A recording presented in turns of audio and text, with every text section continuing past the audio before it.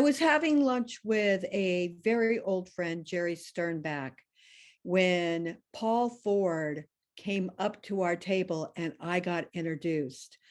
And I was so thrilled. And I asked him if he would interview with us. And he said yes.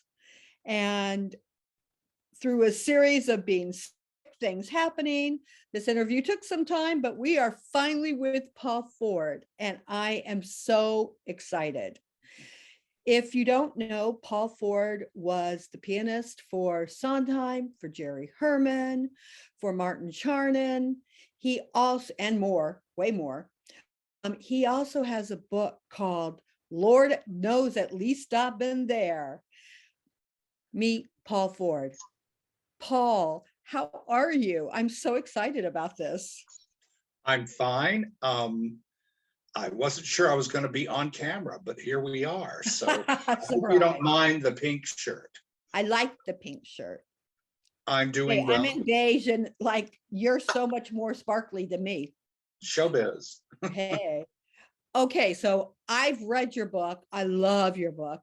I think we might have come to New York almost around the same time.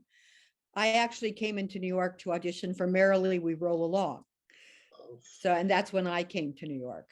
But we know so many of the same people, and we also like the same kind of songs from shows. Yes. Your favorite song from Company?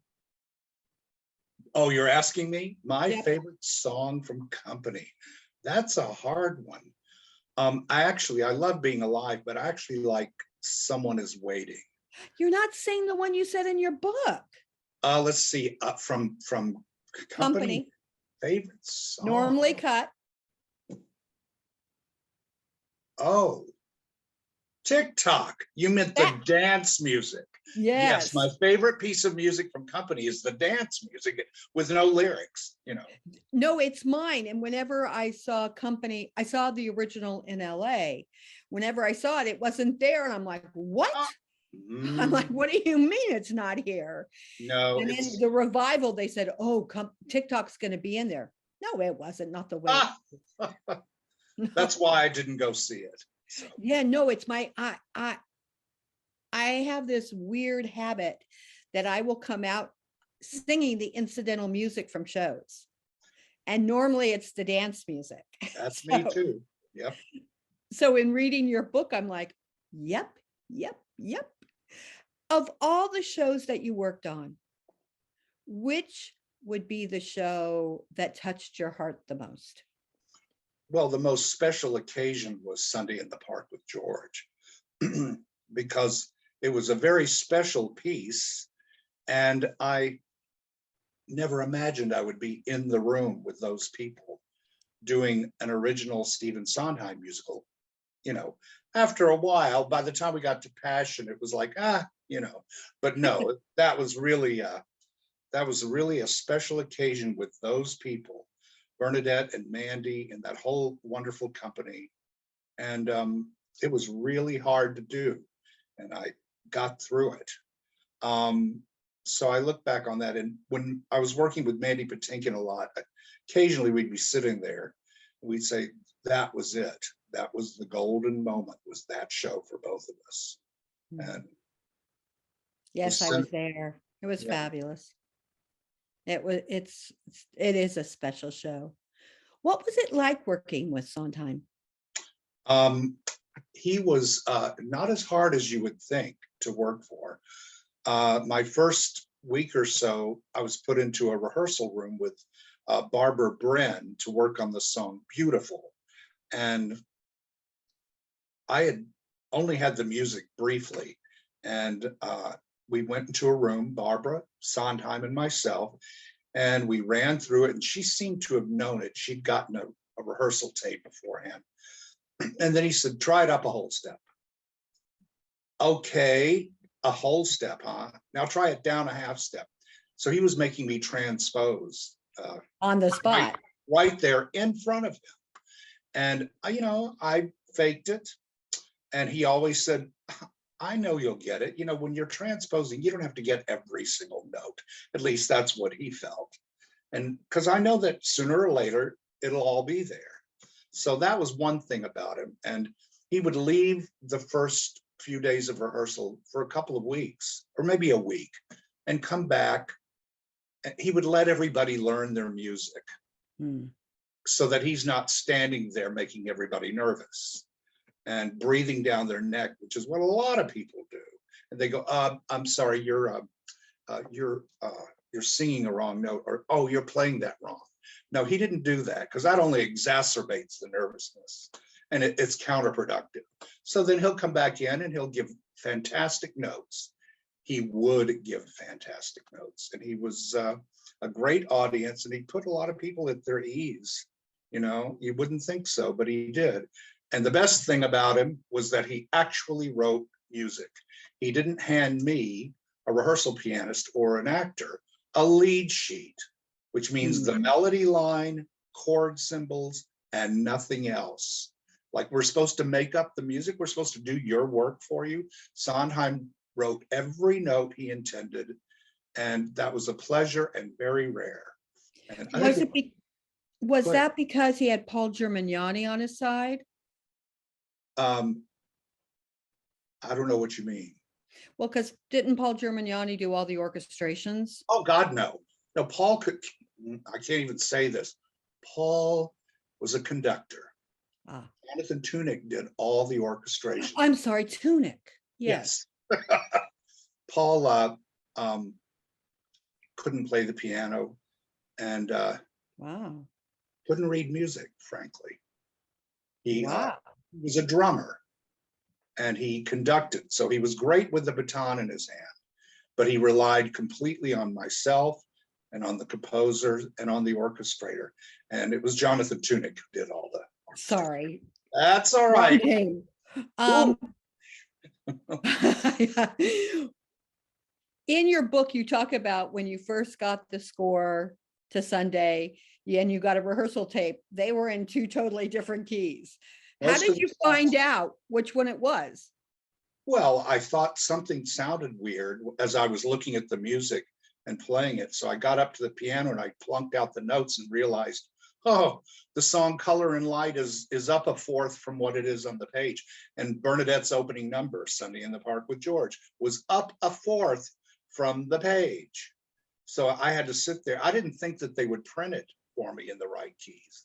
I was new and green, and I just, finally they did, but I just never thought I was going to always have to look at the music and then mentally go up a fourth. Oh, But wow. I know, I just didn't know what to expect. So No, I used to sing sometimes songs in auditions and I'd hand the pianist the music and they'd look at me like I was nuts. So to play a Sondheim score and have to transpose it, I can't even imagine. it's actually, that's when the lead sheets come in easier, because then if you're going to make it up anyway, then it doesn't matter what you're playing. And if somebody says take it up a whole step, it doesn't matter what I play because there's no notes on the page. I just fake it. It's all about faking it. But Of not all the shows that you've worked on, which is the one that gave you the most heartache? well, it would have, well, the last one I did, which was called The People in the Picture. I had to leave after 3 weeks of rehearsal. I had to get out of there. But the one show that I started and then did it all the way to the final performance on Broadway was Rags. That was a 4-month job, which included a 4-week run in Boston. And we almost kind of thought we had a hit. And then it just fell apart and we ran for half a week. I remember that show. I actually liked the music from that show. You don't? Oh, I do. I just thought it was such a mess. I can't like listen to it. But there was certainly some good music in it. It was a big hodgepodge, good, bad, mediocre, brilliant, just so hard. What's your favorite overture of a show? Well, that would be Gypsy. There are a lot of other ones, though. I'm trying to think of what. Gypsy's the big one. I love Funny Girl. I think that's a great overture. I agree. I agree. I'm so glad it finally got a singer in the show. Oh, well, I don't know. Merrily We Roll Along is a great overture. Oh, I love that overture. To be more current. But they don't have overtures anymore, do they? They do. And when you get them, it's so thrilling to hear it.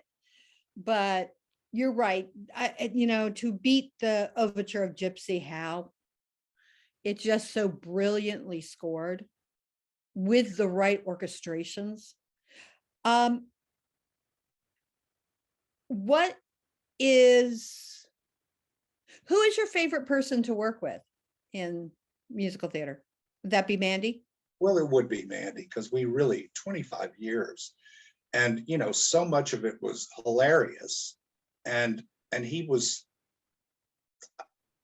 neither one of us, I think, expected what he got from an audience when he got on stage, and we got away with it. It was one piano and him, and he just improvised and was great on his feet, and he did some hilarious things with audience members, and sometimes it went on a little long. He'd pull people out of the audience, and he would talk to them, and just the audience loved it.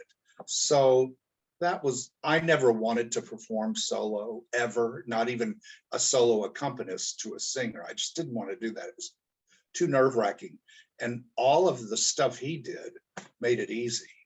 And it just, and before you knew it, 25 years had passed, and we'd put out 7 albums, and had a library of music, to not shake a stick at. And so it would have to be Mandy. What artists would you have liked to work with that you never got to? Well, Streisand, but she would never have me. Why? Because she has the top, and there's some musicians that are jazz pianists and jazz musicians and arrangers and orchestrators that can't be surpassed. So I mean, it would have been nice if somehow we'd been in the same room for one song together. I don't know, who would I have liked to work with? Gosh,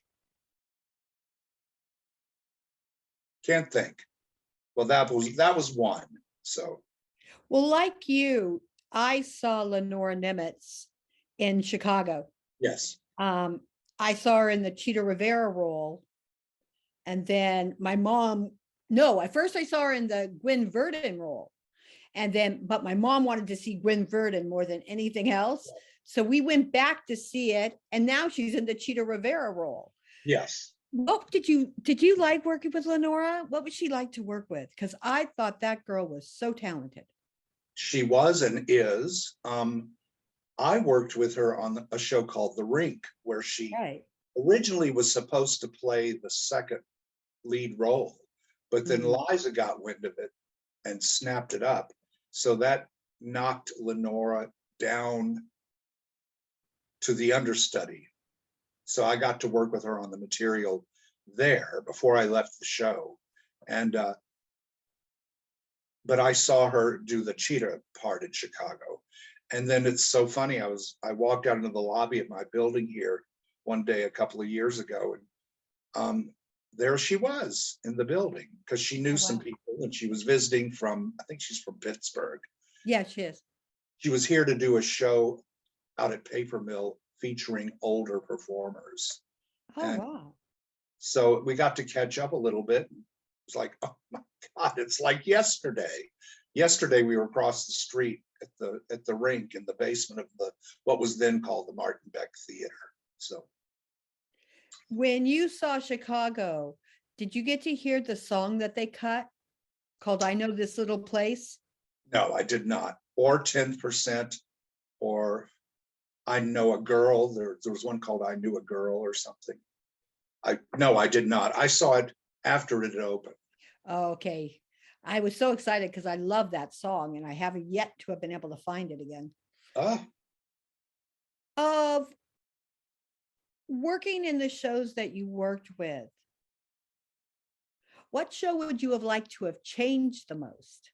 Oh,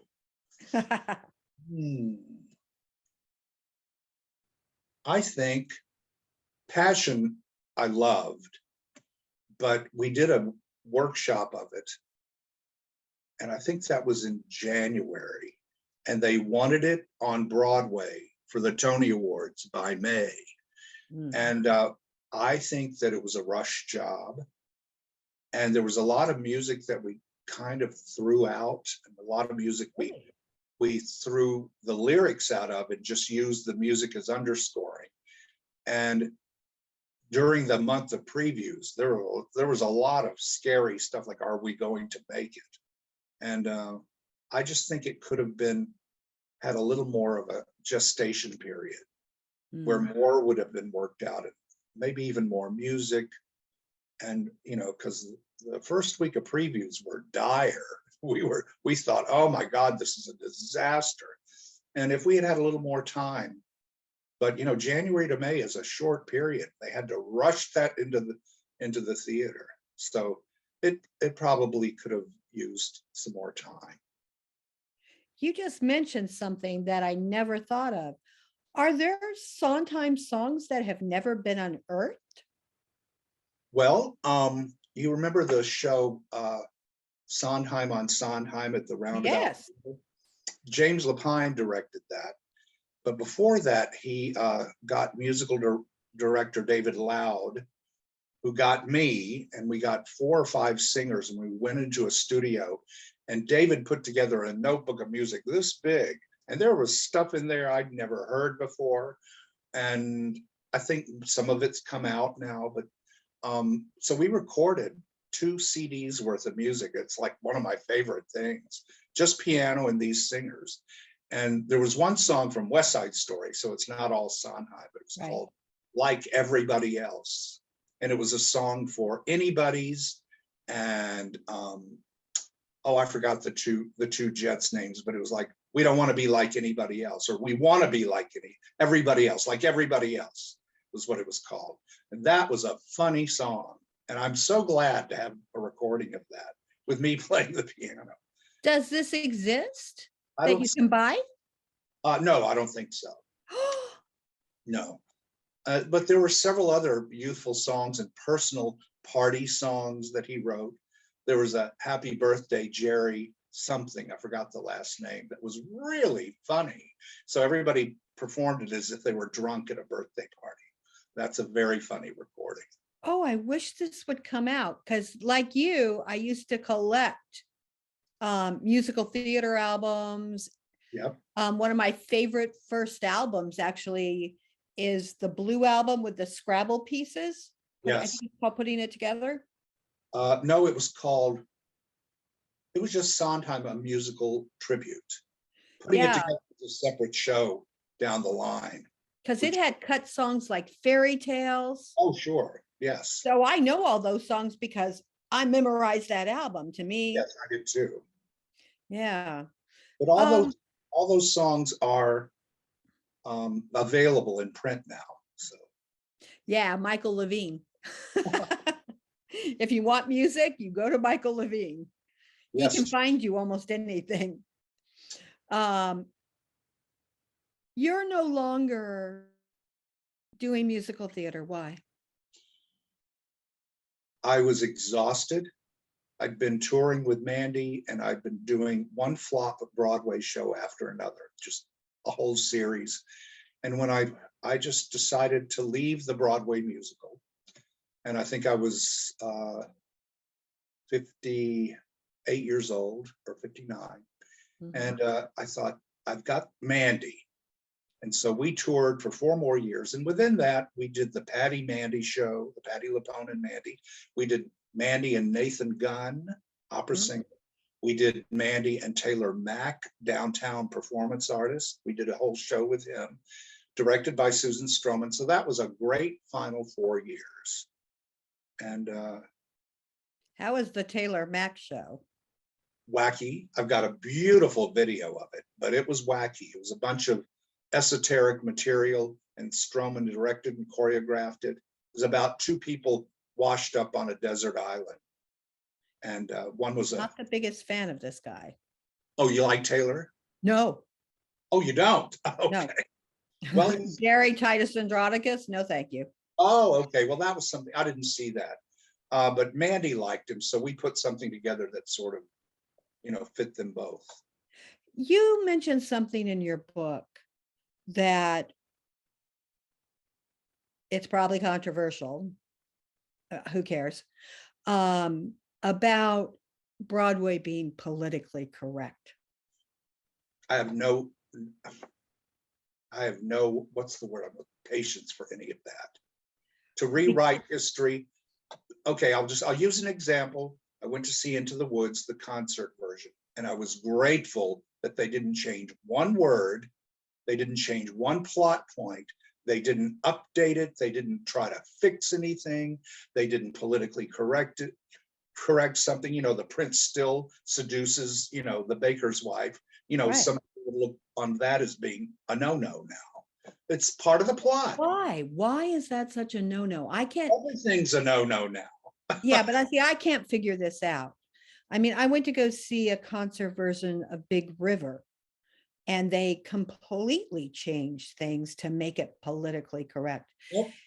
Kiss Me Kate, they did that. And I just don't understand why. We only have 1 minute. Oh, okay. Can I finish it? I don't know, you gotta wrap it. I am. Paul, I could talk to you forever about musical theater. Everyone, if you love musical theater, you want to know the history of it, you want to know the people that were involved that you really don't hear their names anymore, go get Paul Ford's book. It is truly a wonderful read. I did it in a day. And let me just say that the name of it is Lord Knows At Least I Was There. Oh, That's the see, song. I immediately went to the song. Lord Knows At Least I Was There, working with Stephen Sondheim. It's a phenomenal read. Paul, thank you. Thank you. I could talk to you forever.